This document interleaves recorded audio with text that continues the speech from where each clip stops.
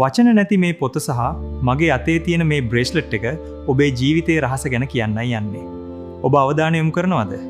උන්වහන්සේම තමයි මේ මහිමාන්විත ස්වර්ග රාජ්‍යය මැව්වේ. මේ රන් පැහැයෙන් අපට සිහිපත් කරන්නේ ඒ ගැනයි. ස්වර්ග රාජ්‍යය කියන්නේ දෙවියන් වහන්සේ වැඩ සිටින අතිශයින්ම ශුද්ධ වූ ස්ථානයයි. මේ රන් පැහැය උන්වහන්සේගේ මහිමය අපට පෙන්වනවා. දෙවියන් වහන්සේ ඔබවත් මාවවත් මැව්වේ අප්‍රමාණ ප්‍රේමයකින්. උන්වහන්සේ කැමති අප සියලු දෙනා මේ ස්වර්ග රාජ්‍යය තුල ජීවත් වෙනවා දකින්නයි. දෙවියන් වහන්සේ මහා ශුද්ධවන්තයි. උන්වහන්සේ වසන මේ රන් පැහැයෙන් සිහිපත් කරන ස්වර්ග රාජ්‍යය ආලෝකයෙන් පිරීලා තියෙන්නේ. නමුත් අපේ පාපය නිසා අපට එතනට යන්න බෑ. අප සහ දෙවියන් වහන්සේ අතර විශාල වෙන්වීමක් නිර්මාණය වී තිබෙනවා.